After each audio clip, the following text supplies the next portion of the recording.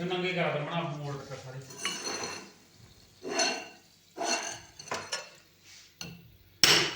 ਨੰਗੇ ਦਾ